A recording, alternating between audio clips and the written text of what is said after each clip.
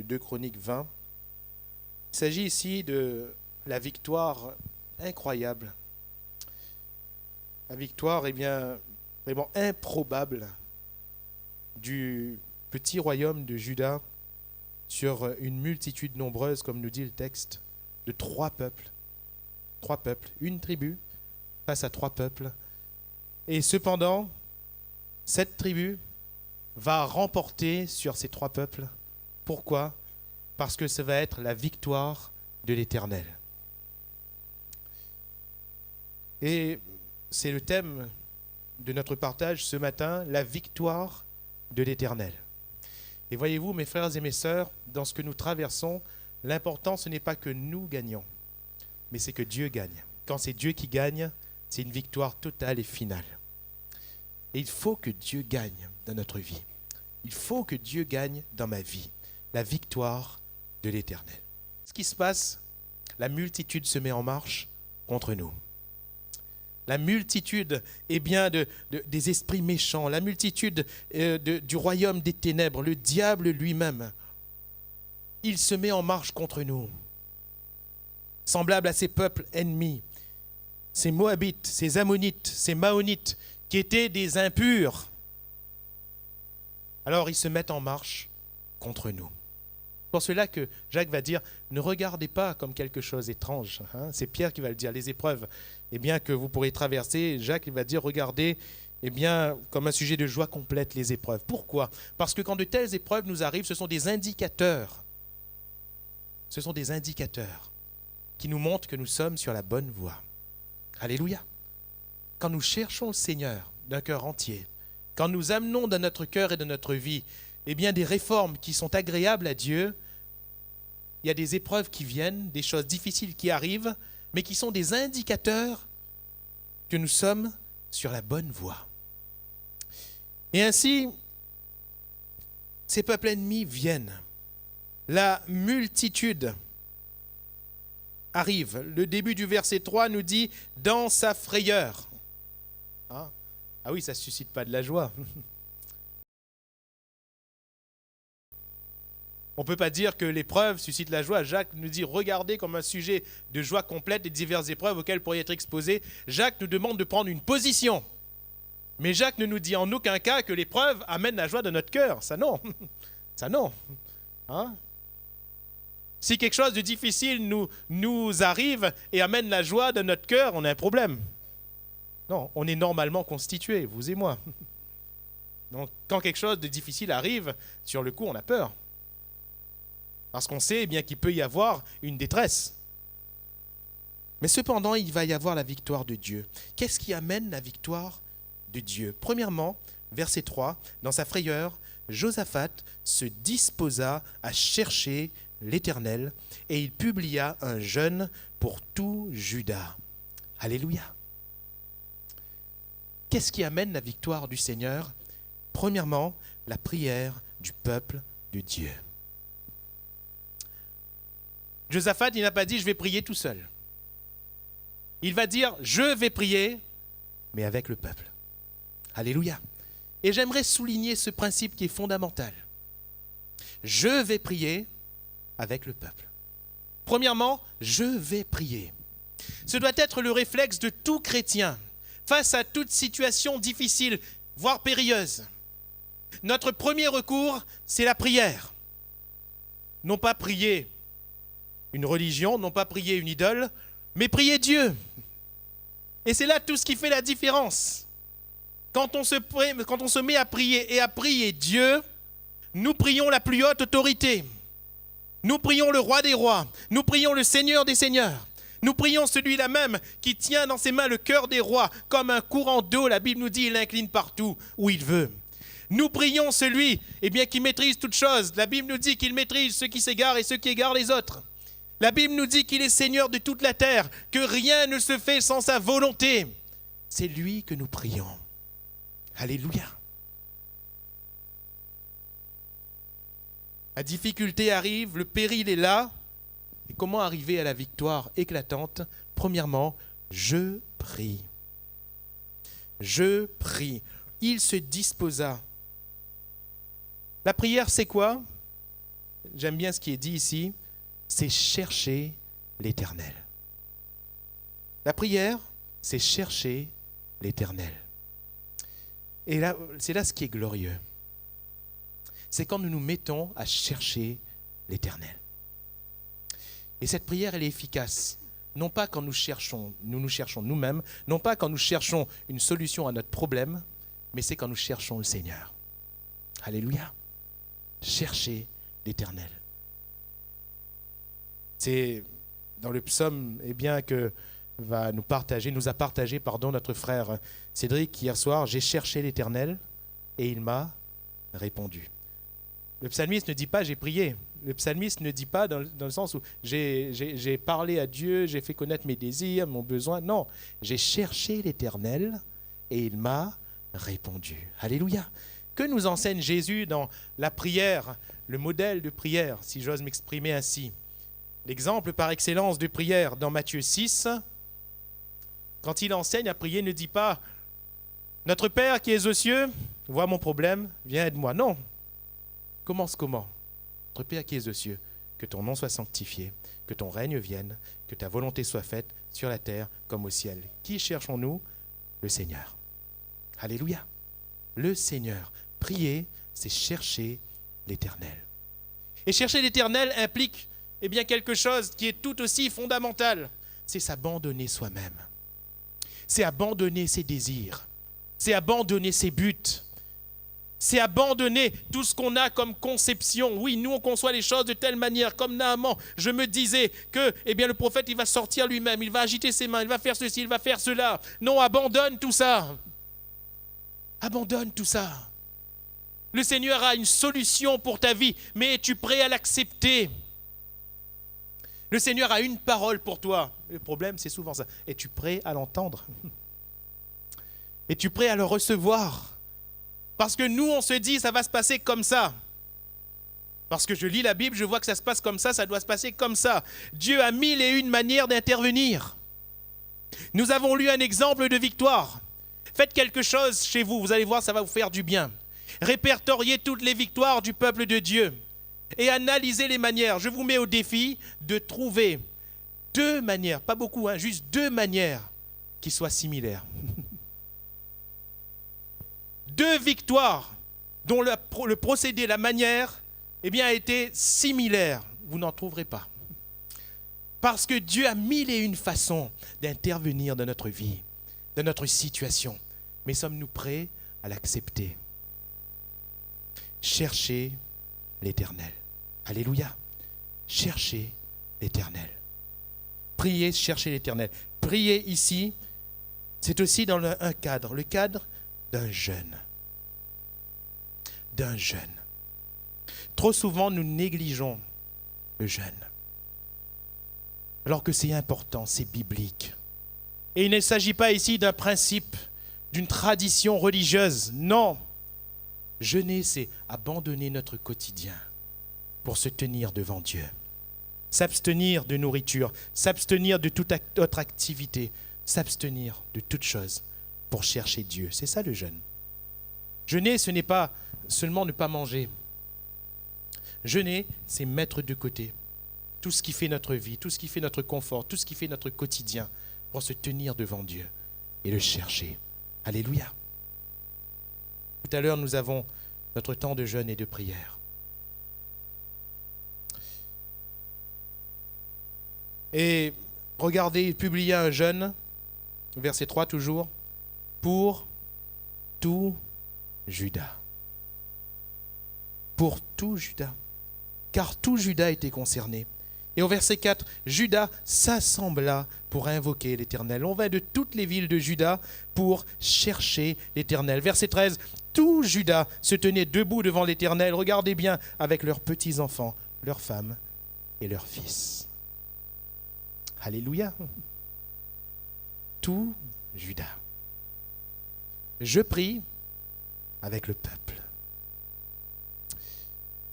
Pourquoi est-ce si important avec le peuple ? Oui, quand nous cherchons le Seigneur, déjà d'une manière personnelle, le Seigneur nous répond avec puissance. Quand nous cherchons le Seigneur avec tout le peuple. Il y a une gloire plus grande. Il y a là quelque chose de plus excellent. Jésus l'encourage. Et si Jésus nous enseigne la prière en nous disant, eh bien, va dans ta chambre, ferme ta porte, et là, prie ton Père qui est dans le secret, et ton Père qui est dans le secret te le rendra. Jésus nous dit aussi, si deux d'entre vous s'accordent pour demander quelque chose en mon nom, je le ferai. Alléluia. Cherchez l'autre. Cherchez les autres. Cherchez le peuple. Et quand la multitude en question se lève, non pas seulement contre un homme, une femme, un chrétien, une chrétienne, mais contre le peuple entier, alors tout le peuple est interpellé. Alléluia. Tout le peuple est interpellé. Et le Seigneur accorde beaucoup d'importance à ce premier principe qui amène à la victoire, la prière. Et comme nous l'avons souligné si souvent ces derniers temps, ma maison sera appelée une maison de prière. Alléluia. Ici, ce n'est pas une maison de religion. Ce n'est pas une maison de fête, quoi qu'il y a la fête. Quoique nous ne sommes pas sans religion, n'est-ce pas? Notre religion, c'est Christ. Nous ne sommes pas sans fête, nous sommes remplis de joie. Mais c'est avant tout une maison de prière. Nous sommes un peuple de prière. Et c'est ainsi que la victoire est possible. La première chose que Josaphat va faire, il prie.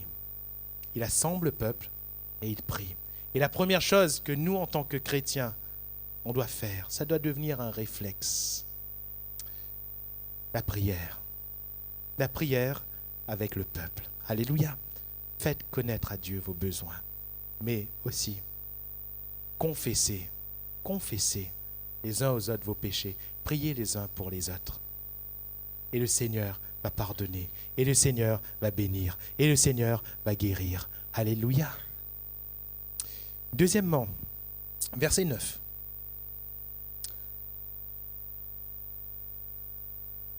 S'il nous survient quelque calamité, l'épée, le jugement, la peste ou la famine, nous nous présenterons devant cette maison et devant toi, car ton nom est dans cette maison. Nous crierons à toi du sein de notre détresse, et tu exauceras et tu sauveras.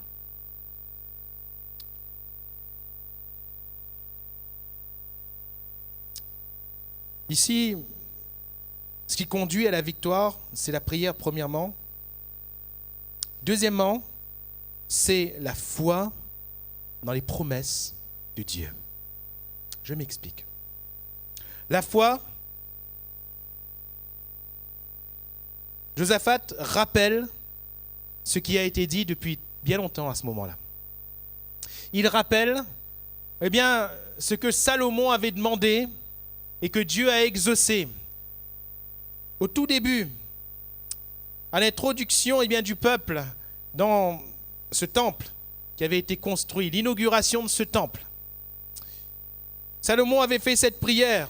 Seigneur, que tes yeux soient toujours ouverts sur cette maison, afin que de tout peuple, lorsque l'on viendra te prier dans cette maison, lorsqu'on aura les regards tournés vers cette maison, si nous sommes déportés, Seigneur, que tu nous exauces. Que tu nous exauces.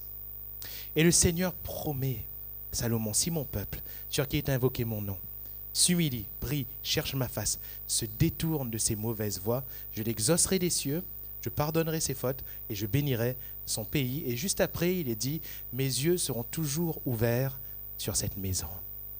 Alléluia. Sur cette maison. Il y a une promesse de Dieu.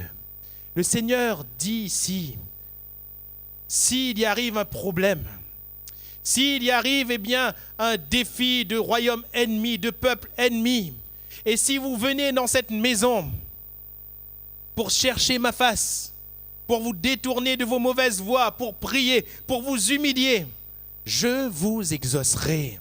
Dieu promet. Alors que fait Josaphat? Il le confesse et il croit. Alléluia. Nous crierons à toi du sein de notre détresse et tu exauceras et tu sauveras. Alléluia. Et au verset 10, maintenant, voici. C'est-à-dire, voilà la situation. Seigneur, c'est la situation qui correspond à ce que tu as promis. Alors agis maintenant. Alléluia. La promesse de Dieu. La promesse de Dieu. Lorsque nous prions, nous plaçons notre foi et notre confiance dans les promesses du Seigneur. Alléluia. Lorsque les apôtres ont été frappés, ils ont été battus de verge devant le tribunal. À ce moment-là, lorsqu'on leur a dit, on vous défend de prêcher dans ce nom-là, ils vont revenir vers les leurs. Ils vont tout raconter. Ensuite, ils vont élever à Dieu une prière en disant, Seigneur, Seigneur, souviens-toi de ce que tu as dit. Et ils vont citer le psaume 2e. Et juste après, ils vont dire, Seigneur, vois leurs menaces. Vois ce qu'ils font. Vois. Et donne à tes serviteurs d'annoncer ta parole. Alléluia. Vois, Seigneur, parce que le cas correspond. Tu as promis, Seigneur. Eh bien, nous sommes dans la situation qui correspond à ta promesse. Seigneur, nous croyons en toi. Nous croyons en toi. Nous croyons que ce que tu as dit, tu vas l'accomplir. Et leur prière ce jour-là, eh bien, se fonde sur le psaume 2e. Bien sûr, ils ne vont en citer qu'une partie, mais regardez à tout le psaume, ça se rapproche, ça ramène eh bien, leur prière. J'aimerais dire que toute prière, toute prophétie, toute chose, eh bien, qui au départ nous semble comme sur le coup quelque chose qui est agréable à Dieu, qui est sorti du cœur de l'homme, en réalité, ça ne sort jamais du cœur de l'homme. En réalité, ça a toujours pour base la parole de Dieu. Toujours. Toujours. Nous pourrions en faire l'état ce matin, ce n'est pas mon propos, nous n'aurions pas le temps de le faire. Mais tous se fondent sur la parole de Dieu. Quand vous voyez qu'une prière est agréable à Dieu, c'est parce que cette prière est fondée sur la parole de Dieu. L'homme ou la femme qui a fait cette prière, le peuple qui a fait cette prière, a pris pour base la parole de Dieu. Josaphat prend ici pour base la promesse de Dieu, ce qui s'est passé, ce que Dieu a dit, ce qu'on a confessé. Et il dit, Seigneur, maintenant voici, ça correspond. Alléluia. Et nous aussi, nous pouvons dire, Seigneur, tu as promis cela. Eh bien, regarde là, je suis dans la situation. Seigneur, maintenant tu vas agir. Maintenant tu vas faire conformément à ce que tu as dit. Tu vas faire. Et Dieu ne manque jamais à ses promesses. Alléluia. Si eh bien, nous sommes en face d'un ennemi, si nous sommes en face d'une situation ennemie, si nous sommes en face d'une montagne devant laquelle nous ne pouvons rien faire, le Seigneur nous demande d'avoir la foi. Tu diras à cette montagne, ôte-toi de là, jette-toi dans la mer. Et cela se ferait. Ayez la foi de Dieu. Et la foi que Dieu donne, c'est une foi qui provient de la parole de Dieu. Alléluia. La foi, Paul va dire, il n'y a qu'une seule foi. La foi, il y a de ce qu'on entend de la parole de Dieu. Comment est-ce que Dieu va agir? Si nous croyons en lui, si nous croyons dans ses promesses. Et notre foi doit être ferme. Jacques va dire, si quelqu'un manque de sagesse, nous sommes dans le cadre de l'épreuve, Jacques chapitre 1er. Si quelqu'un manque de sagesse, qu'il la demande à Dieu. Bien sûr, il s'agit de la sagesse dans l'épreuve, parce que nous avons besoin de sagesse dans l'épreuve. Mais regardez, il amène un principe maintenant sur la prière, qu'il la demande à Dieu. Ensuite, là, on est sur la demande. Mais qu'il la demande avec foi, sans douter.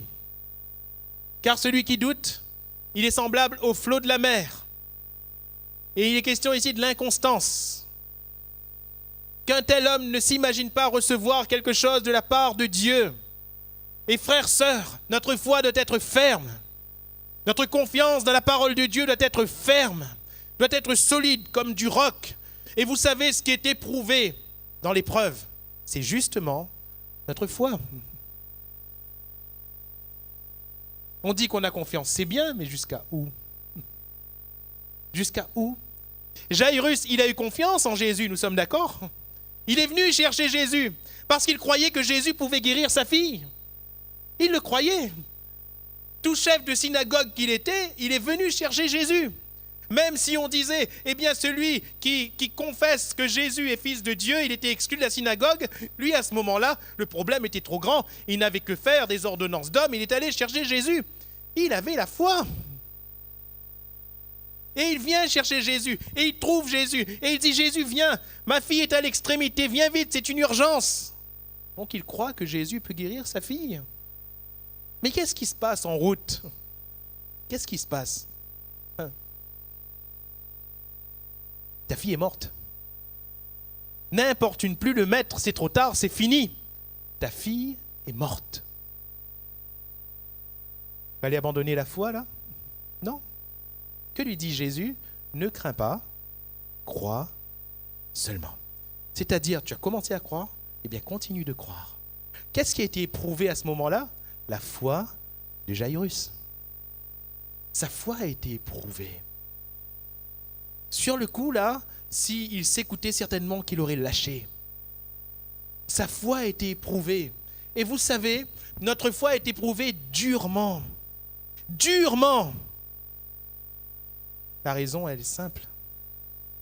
C'est tout simplement parce que notre foi, Pierre va le dire, elle est plus précieuse que l'or périssable. Elle est précieuse. C'est notre foi qui nous fait entrer dans le royaume de Dieu. C'est notre foi qui nous permettra d'être sauvés. C'est notre foi qui nous fera appartenir au Seigneur. Notre foi. Notre foi, qu'il te soit fait selon ta foi. Va, ta foi t'a sauvé. Va, ta foi t'a guéri. Ce qui nous rend agréable à Dieu, c'est notre foi. Donc, si le diable, si la multitude réussit à percer, à ébranler notre foi, à nous faire baisser les bras, nous n'avons plus rien. Nous n'avons plus rien, c'est fini. Pour cela, mon frère, ma sœur, ce matin, sois ferme dans ta foi. Alléluia. Soyons fermes. La foi dans les promesses de Dieu. Troisièmement, on avance au verset 12. Ô Dieu, n'exerceras-tu pas tes jugements sur eux, car nous sommes sans force devant cette multitude nombreuse qui s'avance contre nous, et nous ne savons que faire. Nous sommes sans force, nous ne savons que faire.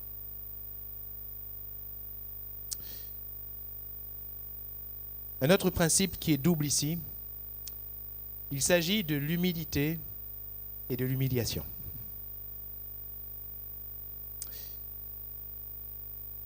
L'humilité, reconnaître notre faiblesse vis-à-vis de nous-mêmes. L'humiliation, c'est dire notre faiblesse. C'est de le dire. Savoir que je ne peux pas, que je suis sans force, c'est déjà être humble. Mais de dire à Dieu, à un homme, je ne peux pas, ça s'appelle l'humiliation. J'accepte de m'abaisser. J'accepte de m'abaisser. Et dans nos épreuves, dans nos difficultés, mes frères et mes sœurs, Dieu attend de voir notre humilité. Parce que c'est un principe biblique. Si l'orgueil précède la chute, l'humilité précède la gloire. Alléluia. Si Dieu abaisse les orgueilleux, la Bible nous dit qu'il fait grâce aux humbles. Reconnaître que je ne peux pas. Reconnaître que je suis sans force. Autrement dit, tant que nous resterons dans une attitude de suffisance, en disant comme Samson. Vous avez remarqué ce que Samson il a dit juste avant sa chute? C'était quoi sa dernière parole avant d'être prisonnier des Philistins? Je m'en sortirai comme les autres fois. Je m'en sortirai comme les autres fois. C'est justement là qu'il est tombé, justement là, là. Et si ce matin, nous sommes en train de nous dire, je vais m'en sortir, par moi-même, par ma force, ah, le Seigneur est avec moi, je vais m'en sortir, je vais m'en sortir. Faites-moi confiance, la chute n'est pas loin. N'est pas loin, c'est juste après. C'est l'étape d'après. Dieu nous a permis par sa grâce de gagner des victoires. Mais dans nos victoires, on n'a pas élevé le nom de Jésus. On s'est élevé soi-même. On s'est élevé soi-même. On s'est élevé soi-même. C'est un piège. C'est un piège. Les victoires de Dieu étaient réelles. C'est-à-dire que les victoires que Dieu nous a accordées étaient réelles. Comme pour Samson, l'Esprit de Dieu le saisissait. C'était vrai, c'était Dieu. L'Esprit de Dieu le saisissait et il tuait les Philistins, il tuait les renards, il tuait les... Oui. L'Esprit de Dieu le saisissait et il arrachait donc la gueule du lion, il déchirait le lion. C'était Dieu ça, c'était vraiment Dieu. Mais qu'est-ce qu'il a fait Samson au lieu d'élever Dieu? Qu'est-ce qu'il a fait? Il s'est élevé lui-même. Il s'est élevé lui-même. Et l'orgueil a pris la place. L'orgueil a pris la place. Satan, c'est Lucifer, l'ange de lumière, avant de devenir Satan, l'ennemi. L'ange de lumière, qui avait reçu cette distinction dans le ciel. Il était devenu le plus haut placé des anges. Oui, ça venait de Dieu. Ça venait de Dieu. Mais l'orgueil va lui faire dire, mais après tout, je peux être comme Dieu. Après tout, je peux être comme Dieu. Et c'est justement là où il a été précipité. Mon frère, ma sœur, dans notre situation, est-ce que nous voulons dire à Dieu, je n'y arriverai pas. Je suis sans force. Josaphat n'a pas réuni ses chefs militaires en disant, bon, maintenant quand même on a fait des réformes, Dieu est avec nous, alors comment est-ce qu'on peut faire pour gagner? Non! Il est devant Dieu et il dit, nous sommes sans force, nous n'y arriverons pas, Seigneur, nous n'y arriverons pas. Nous n'y arriverons pas. C'est là où Dieu se lève et où Dieu intervient lui-même. Alléluia. Quand nous disons que nous n'arriverons pas, nous sommes sans force devant cette multitude nombreuse qui s'avance contre nous, nous ne savons que faire, mais nos yeux sont sur toi. Alléluia. Nos yeux sont sur toi. Je ne compte plus sur moi-même. Je ne compte plus sur mes moyens. Je ne compte plus sur mes capacités. Seigneur, je compte sur toi. Alléluia. Et Dieu aime. Dieu aime quand nous comptons sur lui. Dieu aime quand nous nous humilions dans sa présence. Il n'aime pas nous voir écrasés, mais il aime nous voir lui dire la vérité. Nous sommes sans force. Mais si nous nous confions dans l'Esprit de Dieu, nous nous confions en Dieu lui-même. Frères et sœurs, j'aimerais vous rappeler une chose, c'est que nous sommes pentecôtistes. Oui, c'est le mouvement, on nous appelle pentecôtistes, mais nous sommes pentecôtistes avant tout parce que nous croyons dans l'Esprit de Dieu. Et nous croyons dans l'action souveraine de l'Esprit de Dieu. Nous croyons que le Saint-Esprit est Dieu. Alléluia. Le Saint-Esprit est Dieu. Nous croyons que le Saint-Esprit, c'est la personne de Dieu, la personne de Christ en nous. Et nous croyons que quand l'Esprit agit, c'est Dieu qui agit, et quand Dieu agit, c'est l'Esprit qui agit. Dieu dit que la lumière soit et la lumière fut. Pourquoi? Parce que plus haut il est dit que l'Esprit de Dieu se mouvait à la surface des eaux. Et le mouvement de l'Esprit amène la création. Et le mouvement de l'Esprit de notre cœur et de notre vie amène la création, qui est la puissance de Dieu. Nous croyons que le Saint-Esprit a conçu dans le sein de la Vierge Marie la personne de Christ. Nous croyons que le Saint-Esprit a ressuscité Christ d'entre les morts, a transpercé les portes de la mort. Et la puissance de la résurrection est la puissance du Saint-Esprit. Alléluia. Et vous savez quoi? Le Saint-Esprit est en nous. Le Saint-Esprit est en nous. Quelle grande victoire nous attendent parce que le Saint-Esprit est en nous. Mais pour qu'il y ait victoire, il faut qu'il y ait combat. Ici, le Saint-Esprit révèle. Et Josaphat va dire, confiez-vous, je vais le traduire ainsi, confiez-vous en l'Esprit de Dieu. Mes frères et mes sœurs, la prière est bonne, mais la Bible nous dit, c'est Paul qui va le dire, que nous ne savons pas ce qu'il convient de demander. Aussi, l'Esprit nous vient en aide dans nos prières, par des soupirs inexprimables. C'est-à-dire que après avoir prié par notre intelligence, quand nous ne savons pas ce qu'il faut demander, nous commençons à prier en langue. Et quand nous commençons à prier dans la langue que le Saint-Esprit nous inspire, nous ne savons pas en réalité, parce que notre intelligence demeure stérile, nous ne comprenons pas ce que nous sommes en train de demander à Dieu. Mais la Bible nous dit que ce sont de grandes louanges au Seigneur. Nous sommes en train de glorifier Dieu. Et la prière efficace, c'est la prière qui glorifie Dieu. Le Saint-Esprit nous amène à glorifier Dieu. Confiez-vous dans l'Esprit de Dieu. Alléluia. Confiez-vous. Il y a là un don spirituel. Est-ce que nous avons confiance dans les dons spirituels? Est-ce que nous avons confiance dans les manifestations de l'Esprit? J'aime bien les dons spirituels quand il y a une précision. Je ne méprise aucun don, rassurez-vous, aucun. Mais j'aime bien quand il y a un don spirituel avec une précision. Plusieurs ont pu rendre témoignage qu'en entendant un don spirituel, ils savaient que ce don spirituel était pour eux et que le Seigneur a accompli justement ce qu'ils avaient entendu dans ce don spirituel. Confiez-vous dans ces prophètes. Confiez-vous dans l'esprit de la prophétie. Est-ce que nous avons confiance dans l'Esprit de Dieu? Nous, on pense trop souvent à l'Esprit de Dieu pour l'exercice. C'est bien. Qu'on exerce ces dons spirituels, c'est bien. Qu'on exerce l'autorité, c'est bien. Mais est-ce qu'on se confie dans l'Esprit de Dieu pour nous-mêmes? Pour être fortifié. Car celui qui parle en langue s'édifie lui-même. Pour être encouragé, pour être porté par le Seigneur. Est-ce que nous nous confions dans l'Esprit de Dieu? Mes frères et mes sœurs, on n'a à faire que ce que Dieu nous demande de faire. Mais pour que la victoire soit remportée par lui, il faut que le combat soit fait par lui. C'est tout aussi fondamental. Souvent nous voulons faire, souvent nous voulons arranger, souvent nous voulons solutionner. Mais nous oublions que Dieu, j'aimerais dire qu'il est grand, il est assez grand pour faire lui-même. Il est tout puissant pour faire lui-même. Et il est dit ici, vous n'aurez pas à combattre. De quel combat s'agit-il? Parce que, quelque part, là, ils sont en train de combattre. Ils sont dans la prière. Ils se tiennent devant Dieu. Ils sont en train de combattre.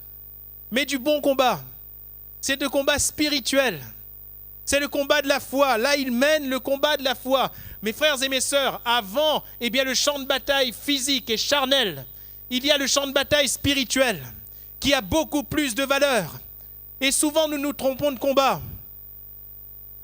Nous nous trompons de combat. Il y a des bons combats, ça veut dire qu'il y a des mauvais combats. Paul, il dit, j'ai combattu le bon combat. Ça veut dire, j'ai pas mis mon nez dans les mauvais combats. Il y a des combats qui ne me concernent pas en tant qu'enfant de Dieu. Il y a des combats qui sont charnels, qui sont humains, et dans lesquels je n'ai pas à mettre mon nez. Un jour, un homme est venu vers Jésus en parlant de l'injustice que lui a fait son frère. Et il demandait à Jésus de lui faire justice. Qu'a dit Jésus? Qui m'a établi juge entre toi et ton frère? Comme si que dans une dispute fratricide, Jésus, c'est lui qui devait trancher. Mais jamais. Il y a des combats dans lesquels on n'a pas à mettre notre nez. Il y a des combats qui sont mauvais. Et Paul le décrit dans Éphésiens 6. Vous n'avez pas à combattre contre la chair et le sang. Mais il y a un combat spirituel qui nous attend. La chair et le sang, c'est Dieu qui s'en occupe. Des hommes, c'est Dieu qui s'en occupe. Des situations, c'est Dieu qui s'en occupe. Alléluia. Et ce matin, est-ce que tu veux laisser Dieu s'en occuper? Est-ce que nous voulons laisser Dieu s'en occuper? Est-ce que nous voulons arrêter de nous débattre? Est-ce que nous voulons arrêter de donner des coups dans le vide? Je me souviens, une fois, on était étudiants et on dormait dans une résidence à la faculté. Et un soir, l'un de nos amis, tout d'un coup, on dirait qu'il était en train de faire un cauchemar. Tout d'un coup, il a commencé à se débattre et il a commencé à donner des coups comme ça. Alors on l'a réveillé. Hé, réveille-toi. On lui a dit, il n'y a personne là. Il n'y a personne. Tu donnais des coups dans le vide. Et il disait, si, il y avait ceci, il y avait... On disait, non. Ça, c'était dans ta tête. Ça, c'était dans ton rêve, dans ton cauchemar. Mais il n'y avait personne. il n'y avait personne. Et il disait, si, il y avait des chiens qui étaient en train de m'attaquer. On dit, mais il n'y a pas de chien, regarde, ouvre les yeux, regarde. Il n'y a rien, il n'y a personne là. Réveille-toi. Parfois, on est un peu comme ça, on donne des coups dans le vide. Parce qu'on pense que... Mais c'est dans notre tête. Le vrai combat, il est spirituel. Et c'est ici qu'on combat. Le Seigneur nous donne la victoire après. Alléluia. Parce que quand on se met à chanter, il y a de grandes choses qui se passent dans le ciel. Il y a de grandes victoires qui sont acquises. Quand on dit au peuple, allez, on élève notre voix et on célèbre, qu'on entende la louange, croyez que c'est pour meubler ? Croyez que c'est pour que le pasteur se rassure un peu en disant, ah super, le peuple a loué ce matin, je peux dormir tranquille. Non. Au moment où l'on commençait les chants et les louanges, alléluia, le Seigneur agit. Si tu commences à ouvrir ta bouche et à louer le Seigneur, et ça c'est fondamental, rappelez-vous toujours de cela, quand ça va mal, même quand on est au plus bas, au plus bas, on commence à ouvrir la bouche et à célébrer le Seigneur, le diable est vaincu. Il est vaincu. Peut-être que le problème est encore là, mais l'auteur du problème est vaincu. Ça veut dire que le problème, il va suivre aussi. Il va être vaincu. Alléluia. Le diable, il est terrassé, il ne comprend pas. Mais il dit, Seigneur, c'est normal, tu le bénis tout le temps, c'est normal, laisse-moi lui causer des problèmes. Et il va te renier en face. C'est ce qui a été dit pour Job. Il va te renier en face. Il va arrêter de te louer. Et Job continue. Mais on ne comprend pas. Seigneur, c'est normal, j'ai compris. J'ai réfléchi, j'ai compris, Seigneur, j'ai compris. Tout ce qu'un homme, il le donne pour sa vie. Laisse-moi le toucher lui. Et ensuite, il va te renier en face. Laisse-moi le toucher lui. Peut-être que ce matin, quelqu'un est touché personnellement. Quelqu'un est touché dans son cœur, quelqu'un est touché dans son corps, quelqu'un est touché par le diable. Mais la Bible nous dit qu'en toutes ces choses, Job ne pécha en rien. L'Éternel a donné, l'Éternel a repris, que le nom de l'Éternel soit béni. L'Éternel fera comme il veut, mais moi je resterai pur devant lui. Et le diable a été terrassé. Il ne comprend pas, il ne saisit pas comment un homme constitué de chair et de sang, parce qu'il croit en Dieu, même quand tout va mal, il continue à louer Dieu. Il ne comprend pas, ça le terrasse. Ça le terrasse. Vous voulez vaincre l'ennemi ce matin ? Louez le Seigneur. Vous voulez bien vaincre, vous voulez voir l'auteur des troubles et des problèmes être battu ce matin ? Louez le Seigneur. Faites monter un cantique. Faites monter à Dieu un cantique. Souvent, quand ça va mal, ce que nous devons faire, après avoir prié, c'est faire monter un cantique au Seigneur. Et chanter Dieu. Un cantique nouveau. Alléluia. Avec un cœur renouvelé. Et Judas est arrivé. Et Judas a vu des cadavres. Et il arrive, il n'a plus à combattre. Il n'a pas à combattre. Comme l'a dit la parole de Dieu, il regarde, les ennemis sont étendus, ça et là. Par contre, qu'est-ce qu'il voit ? Il voit des trésors. Il voit des richesses. Il voit un butin considérable. Parce qu'il y a une richesse dans les victoires de Dieu. Il y a des choses qu'on a à apprendre dans les victoires de Dieu. Et ce matin,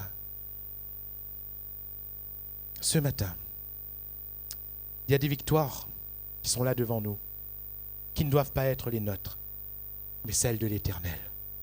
David a dit à Goliath, tu viens devant moi avec la lance, l'épée et le javelot, mais moi je viens au nom de l'Éternel des armées. Alléluia. La victoire qu'il va prendre, il la donne à Dieu. Et dans ce temps, frères, sœurs, alors que nous sommes dans des problèmes, dans des difficultés, alors que peut-être pour toi ça ne va pas, peut-être que tu es au plus bas, peut-être que tu n'as jamais autant souffert de ta vie que maintenant. Ne regarde pas comme une chose étrange. Non, ne regarde pas comme une chose étrange. Peut-être que des fois tu as cru que Dieu a agi et puis ce qui semblait être une solution est devenu un problème plus grand. Ne regarde pas comme une chose étrange. Non, non. Parce que tu as commencé à croire. Le Seigneur te dit, ne crains pas, crois seulement. Seulement. Crois seulement. Tu n'as pas grand-chose à rajouter. Crois seulement. La foi simple, la foi pure que Dieu donne est suffisante ce matin. Et à partir de cette foi, ensemble, là, alors que nous sommes réunis devant Dieu, nous allons invoquer le Seigneur. Nous allons prier Dieu ensemble. Et j'aimerais vous inviter à le faire de tout votre cœur. Il faut maintenant entrer dans la victoire de Dieu. Et la victoire de Dieu n'est pas qu'une victoire humaine. Elle n'est absolument pas une victoire charnelle. La victoire de Dieu est avant tout une victoire spirituelle. Et nous devons entrer dans cette victoire. Christ a remporté à la croix la victoire. Il a tout accompli. Il a dépouillé le diable. Ce matin, le diable est un ennemi vaincu par Jésus. Il est vaincu. Et nous entrons dans sa victoire. Alors là maintenant, frères, sœurs, chers amis, prends la victoire. Entre dans la victoire de Dieu.